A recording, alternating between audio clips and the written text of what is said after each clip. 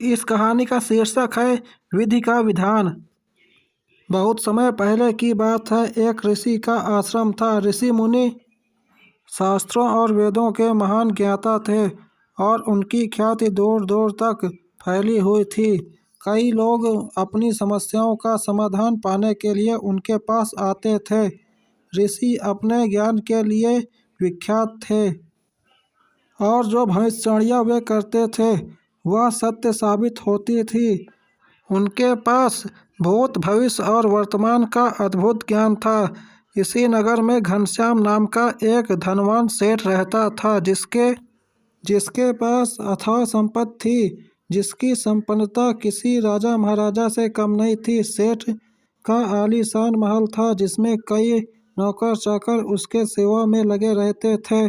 परंतु इतनी समृद्धि के बावजूद सेठ के मन में एक गहरी उदासी थी, क्योंकि उसकी कोई संतान नहीं थी। शादी के कई वर्षों बाद भी सेठ के घर कोई संतान नहीं हुई थी। एक दिन घनश्याम सेठ को यह पता चला कि नगर के बाहर एक महान विद्वान ऋषि मुनि आए हैं जो लोगों की समस्याओं का समाधान करते हैं। यह सुनकर सेठ अपनी पत्नी के साथ ऋषि के आश्रम पहुँचे। आश्रम पहुँचते ही सेठ और उसकी पत्नी दुखी मन से रोने लगे। ऋषि ने उन्हें सांत्वना दी और उनके दुख का कारण पूछा। उन्होंने कहा, मैं तुम्हारे दुख का समाधान अवश्य करूंगा। सेठ ने ऋषि से निवेदन किया, हे गुरुदेव, हमारी कोई संतान नहीं है। हम दोनों बहुत चिंतित हैं और आपका नाम सुनकर आपके पास सहायता की आशा लेकर आए हैं। कृपया हमारा भाग्य देखकर बताइए कि हमें संतान सुख मिलेगा या नहीं। महात्मा ने उन्हें सांत्वना दी और कहा, तुम चिंता मत करो। फिर उन्होंने 2 फल दिए और कहा, इन फलों को तुम दोनों खा लेना, इससे तुम्हें अवश्य संतान प्राप्त होगी। घनश्याम सेठ और उसकी पत्नी महात्मा को प्रणाम कर घर लौट आए। कुछ महीनों बाद उसकी पत्नी गर्भवती हो गई और 1 साल बाद सेठ के घर में एक पुत्र का जन्म हुआ। घनश्याम सेठ और उसकी पत्नी की खुशी का ठिकाना नहीं रहा। घनश्याम सेठ ने अपनी पत्नी से कहा, गुरुदेव की कृपा से आज हमें संतान प्राप्त हुआ है। हमें गुरुदेव को आमंत्रित कर उनकी सेवा करनी चाहिए। घनश्याम सेठ ने महात्मा को अपने घर बुलाया और उनकी खूब सेवा की। घनश्याम सेठ ने महात्मा से अनुरोध किया, हे गुरुदेव, कृपया हमारे बेटे का भविष्य बताइए। महात्मा ने उत्तर दिया, इसे थोड़ा बड़ा होने दो। जब यह 8 वर्ष का हो जाएगा तब इसे मेरे पास लेकर आना, तब मैं इसका भविष्य बताऊंगा। समय बीतता गया और घनश्याम सेठ का बेटा राजवीर 8 वर्ष का हो गया। एक दिन घनश्याम सेठ अपने बेटे राजवीर को लेकर महात्मा के आश्रम पहुँचे। वहाँ उन्होंने देखा कि महात्मा के आश्रम में लोगों की भीड़ लगी हुई थी। घनश्याम सेठ का बेटा राजवीर जब महात्मा के आश्रम में पहुँचा तो वहाँ का दृश्य देखकर जिज्ञासा से पूछा, पिताजी, यहाँ क्या हो रहा है? घनश्याम सेठ ने अपने बेटे को समझाते हुए कहा, बेटा, यहाँ महात्मा जी त्रिकालदर्शी हैं। इन्हीं भविष्य, भूत और वर्तमान का ज्ञान है। यहाँ लोग अपने भविष्य का पता लगाने के लिए आए हैं। घनश्याम सेठ का बेटा उत्सुकता से महात्मा जी के पास गया और बोला, गुरुदेव, कृपया मेरा भी भविष्य बताइए। उसकी मासूम जिद पर पहले महात्मा जी ने उसे मना किया, लेकिन उसके आग्रह पर वे मान गए। उन्होंने कहा, बेटा, मेरे सामने बैठो, मैं तुम्हारा भाग्य देखकर बताता हूँ। इसके बाद महात्मा ने सेठ के बेटे का भविष्य देखना शुरू किया। महात्मा ने अपना ग्रंथ खोला और ध्यानपूर्वक बालक के माथे को देखा। जब गणना की तो पाया कि राजवीर का विवाह एक गरीब परिवार की लड़की से होना तय है। यह देखकर महात्मा चिंतित हो गए, क्योंकि राजवीर एक समृद्ध परिवार का था और उसका विवाह किसी गरीब कुल की कन्या से होना लिखा था। महात्मा ने यह सारी जानकारी घनश्याम सेठ को दी। घनश्याम सेठ ने यह सुनते ही कहा, नहीं, मैं ऐसा कभी नहीं होने दूंगा। मैं इस नगर का सबसे धनी व्यक्ति हूँ। लोग मेरे सामने सिर झुकाते हैं और आप कह रहे हो मेरे बेटे का विवाह किसी गरीब परिवार की लड़की से होगा। यह मेरी मान प्रतिष्ठा के लिए हानिकारक होगा। महात्मा ने फिर से गणना की और बताया कि गंगा नदी के किनारे एक मछुआरे का परिवार रहता है। उस परिवार में 5 बेटियां हैं और सबसे छोटी बेटी का नाम कुमुद है, जिसकी उम्र अभी केवल 2 साल है। घनश्याम सेठ के बेटे का विवाह उसी कन्या से होना तय है। यह सुनकर घनश्याम सेठ ने सोचा, मैं अपने पुत्र के भाग्य को अवश्य बदल दूंगा। जब मुझे उसका भविष्य पता चल गया है तो मैं इसे बदल भी सकता हूँ। घनश्याम सेठ ने मन ही मन ठान लिया कि वह भाग्य को मात देगा। घनश्याम सेठ ने एक ब्राह्मण का विशेष धारण किया और मछुआरे के घर की ओर चल पड़ा। जब मछुआरे ने दरवाजे पर ब्राह्मण बने सेठ को देखा तो उसने बड़े सम्मान से उनका स्वागत किया और कहा, महान पंडित जी, आपके आने से मेरा घर धन्य हो गया। पंडित के रूप में घनश्याम सेठ ने मछुआरे से कहा, मैं किसी खास उद्देश्य से तुम्हारे पास आया हूँ। मुझे पता चला है कि तुम्हारी 2 साल की एक बेटी है। मछुआरे ने कहा, हाँ पंडित जी, मेरे सबसे छोटी बेटी 2 साल की है, उसका नाम कुमुद है। सेठ ने कहा, मेरे गुरु जो एक त्रिकालदर्शी महात्मा हैं, उन्होंने मुझे तुम्हारे पास भेजा है। उन्हें पता चला है कि तुम्हारे परिवार पर एक बड़ा संकट आने वाला है। जब तक तुम्हारी छोटी बेटी घर में रहेगी तुम्हें पुत्र की प्राप्ति नहीं होगी।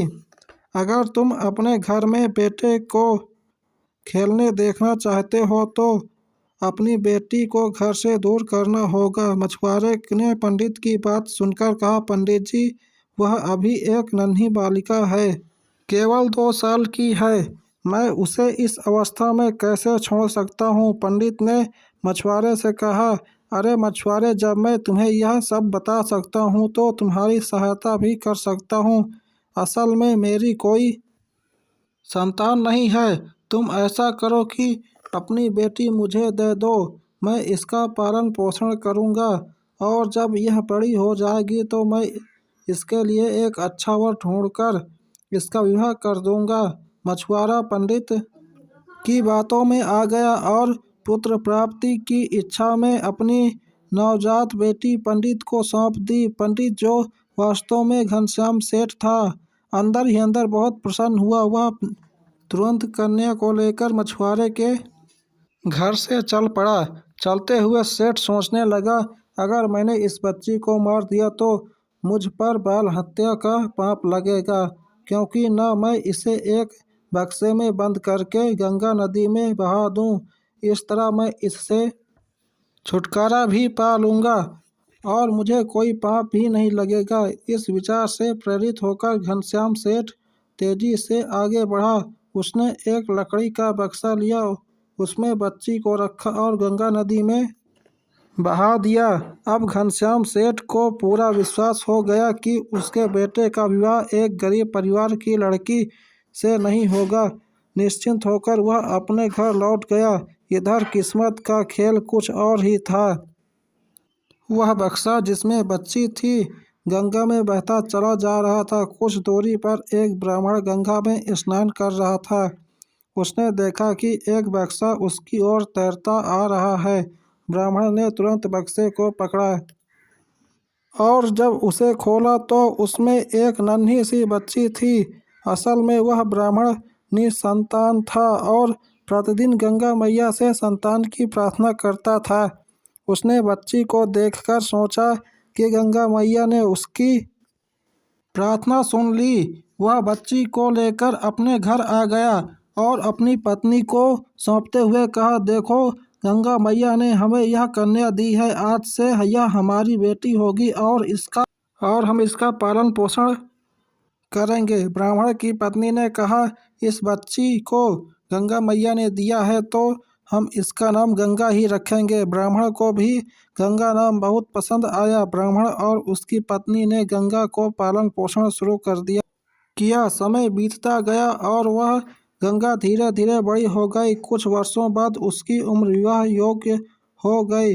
तब ब्राह्मण की पत्नी ने कहा, सुनिए, अब हमारी बेटी विवाह योग्य हो गई है। आपको इसकी विवाह की चिंता करनी चाहिए। जल्द से जल्द इसके लिए एक अच्छा वर ढूंढिए और इसका विवाह कर दीजिए। ब्राह्मण ने उत्तर दिया, तुम ठीक कहती हो। मैं आज से ही एक योग्य वर की तलाश शुरू करता हूँ। इसके बाद ब्राह्मण अपने गांव और आसपास के क्षेत्रों में बेटी के लिए वर की तलाश में आने जाने लगा। कई जगहों पर प्रयास किया पर बात नहीं बनी। फिर एक दिन ब्राह्मण चलते चलते उस नगर में पहुंचा जहां घनश्याम सेठ रहता था। ब्राह्मण ने वहां के लोगों से पूछा, भाइयों, क्या इस नगर में कोई योग्य वर है? तब लोगों ने कहा, हमारे नगर में घनश्याम सेठ का बेटा राजवीर है जो विवाह योग्य है। आप ब्राह्मण हैं और ऊंचे कुल से हैं, इसलिए आपको सेठ जी से अवश्य मिलना चाहिए। ब्राह्मण सेठ घनश्याम का घर ढूंढते हुए वहां पहुंचा। जब वह सेठ से मिला तो कहने लगा, सेठ जी, मैं जात से एक ब्राह्मण हूं और मेरी एक विवाह योग कन्या है। क्या आप अपने बेटे राजवीर का विवाह मेरी पुत्री से करना पसंद करेंगे? घनश्याम सेठ यह सुनकर भीतर से भीतर बहुत प्रसन्न हुआ। वह सोचने लगा, मेरे बेटे के भाग्य में तो एक गरीब मछुआरे की बेटी से विवाह लिखा था और अब एक उच्च कुल का ब्राह्मण स्वयं मेरे बेटे के लिए रिश्ता लेकर आया है। सेठ तुरंत इस विवाह के लिए सहमत हो गया। जल्दी ही विवाह की तिथि निकली और बड़ी धूमधाम से ब्राह्मण की बेटी का विवाह राजवीर से हो गया। सेठ अब सोचने लगा कि उसने अपने बेटे का भाग्य बदल दिया। उसे विश्वास था कि जो महात्मा ने कहा था वह उसने पलट दिया है, लेकिन सेठ नहीं जानता था कि विधि का विधान कोई नहीं बदल सकता, यहाँ तक कि स्वयं विधाता भी नहीं। जो भाग्य में लिखा होता है वह होकर ही रहता है। संयोग से सेठ के पुत्र का विवाह उसी कन्या से हुआ जिसे उसने गंगा में बहा दिया था। सेठ का पुत्र अपनी सुंदर पत्नी को पाकर खुश था और गंगा भी राजवीर को पाकर संतुष्ट थी। सेठ इस बात से प्रसन्न था कि उसने अपने बेटे का भाग्य बदल दिया।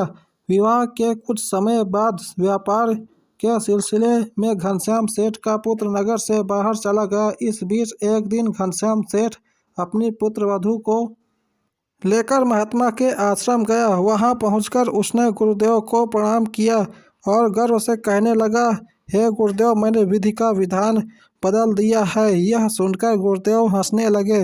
घनश्याम सेठ ने गुरुदेव से पूछा, गुरुदेव, आप हंस क्यों रहे हो? तब गुरुदेव ने कहा, यह वही कन्या है जिसे तुमने नदी में बहा दिया था। यह सुनकर घनश्याम सेठ को पसीना आने लगा। उसे एहसास हुआ कि यह वही मछुआरे की बेटी है जिसे वह मरने के लिए गंगा में बहा आया था, और फिर भी वह उसकी पुत्रवधू बनकर उसके घर कैसे आ गई? घनश्याम सेठ ने गंगा से पूछा, बेटी, क्या तुम अपने पिता की इकलौती संतान हो? गंगा ने उत्तर दिया, पिताजी, मेरे असली माता पिता बहुत दुष्ट थे। उन्होंने मुझे 2 साल की उम्र में गंगा में बहा दिया था। मेरे नए माता पिता ने मुझे नया जीवन दिया और वे ही मेरे असली माता पिता हैं। सेठ को पूरी तरह विश्वास हो गया कि यह वही मछुआरे की लड़की है और उसने एक चाल सोची। वह गंगा से बोला, बेटी, अगर तुम चाहती हो कि तुम्हारी पहली संतान पुत्र हो तो तुम्हें मेरे साथ समुद्र तट पर चलना होगा। गंगा राजी हो गई और वे दोनों समुद्र के किनारे पहुंचे। घनश्याम सेठ ने वहां अपने अंगूठी निकालकर कहा, यह अंगूठी मुझे मेरे गुरुदेव ने दी है। यह कहकर उसने अंगूठी समुद्र में फेंक दी और गुरुदेव ने कहा था कि जिस दिन तुम्हें यह अंगूठी मिल जाएगी अपने घर वापस लौट सकते हो। लेकिन अगर तुम्हें यह अंगूठी नहीं मिली और तुम अपने मायके या ससुराल लौट गई तो तुम अपने पति को खो दोगी, इसलिए जब तक यह अंगूठी तुम्हें नहीं मिलती तुम इन दोनों जगहों पर नहीं जा सकती। अगर तुम मेरी बात मानोगी तो तुम्हें अवश्य पुत्र की प्राप्ति होगी और तुम्हारा भाग्य चमक उठेगा। घनश्याम सेठ यह कहकर अपनी पुत्र वधू को समुद्र किनारे छोड़कर वापस घर लौट आया। गंगा ने अंगूठी खोजने की बहुत कोशिश की पर वह उसे नहीं मिली। जब अंगूठी नहीं मिली तो वह बेचारी रास्ते पर चल पड़ी, क्योंकि न तो वह अपने ससुराल जा सकती थी और न मायके। चलते चलते वह एक जंगल के रास्ते में पहुंच गई, जहां उसे एक राजपूत परिवार सामने से आता हुआ दिखा। वह परिवार अपने गांव की ओर जा रहा था। परिवार के मुखिया ने उसे देखकर पूछा, बेटी तुम इस जंगल में अकेली कैसी घूम रही हो? यहाँ तो खतरनाक जानवर रहते हैं। गंगा ने उत्तर दिया, मुसीबत में हूँ और इस दुनिया में मेरा कोई नहीं है। तब परिवार के मुखिया ने कहा, बेटी अगर तुम चाहो तो हमारे साथ चल सकती हो। जब गंगा ने ऐसा सुना तो वह उनके साथ चलने के लिए तैयार हो गई। इस तरह से गंगा को राजपूत परिवार ने अपने घर पर खाना बनाने के लिए रख लिया। लेकिन असल बात यह थी कि राजपूत परिवार का मुखिया घनश्याम सेठ का बहुत ही घनिष्ठ मित्र था। काफ़ी समय बाद घनश्याम सेठ का लड़का अपने घर वापस लौटा। उसने पिता से अपनी पत्नी के बारे में पूछा। घनश्याम सेठ ने उसे झूठी खबर दी कि उसकी पत्नी गंगा स्नान करते समय गंगा में डूब गई। अपनी पत्नी की मृत्यु की खबर सुनकर राजवीर को बहुत दुख हुआ। अब घनश्याम सेठ ने अपने बेटे राजवीर को समझाया, बेटा जो होना था वो तो हो गया, अब हमें आगे के बारे में सोचना चाहिए। मेरा विचार है कि कुछ समय बाद तुम दूसरा विवाह कर लो। बेटा भी अपने पिता की बात पर राजी हो गया। फिर हुआ यूं कि जिस गांव में वह राजपूत परिवार था वहां से घनश्याम सेठ के बेटे के लिए एक रिश्ता आया। अब की बार घनश्याम सेठ ने यह निश्चय किया कि वह शादी करने से पहले एक बार अपने होने वाली पुत्र वधू का चेहरा जरूर देखेगा। कहीं ऐसा ना हो कि फिर से उसके पुत्र का विवाह गंगा से ही हो जाए। इस विचार के साथ एक दिन घनश्याम सेठ ने अपने पुत्र को से कहा, बेटा तुम्हारे विवाह के लिए एक रिश्ता आया है और चाहता है कि हम दोनों विवाह से पहले कन्या और उसके परिवार से मिलें। राजवीर बोला, ठीक है पिताजी, जैसा आपको ठीक लगे मैं विवाह करने के लिए तैयार हूँ। अगले दिन सेठ और राजवीर उस गांव की ओर चल पड़े जहां से घनश्याम सेठ के बेटे के विवाह के लिए दूसरा रिश्ता आया था। उसी गांव में उनके राजपूत मित्र भी रहते थे। जब घनश्याम सेठ और राजवीर उस गांव में पहुंचे तो घनश्याम सेठ ने कहा, बेटा तुम्हारा रिश्ता तय करने से पहले मैं चाहता हूं कि इस गांव में जो मेरा राजपूत मित्र है उससे एक बार मिल लें। काफ़ी समय हो गया है उससे मुलाकात नहीं हुई। राजवीर ने भी इस बात के लिए सहमत दे दी। फिर सेठ और राजवीर दोनों राजपूत परिवार के घर की तरफ चल पड़े। अब सुनिए उस अंगूठी का हाल जो घनश्याम सेठ ने समुद्र में गिराई थी।